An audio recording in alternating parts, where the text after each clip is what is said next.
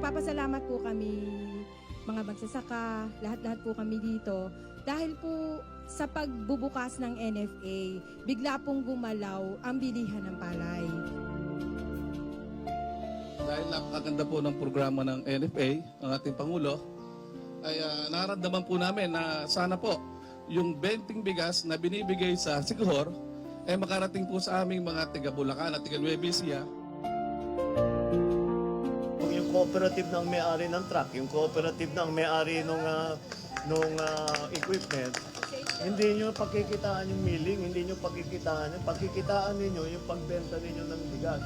Yun. At saka may iwan sa inyo lahat ng kita.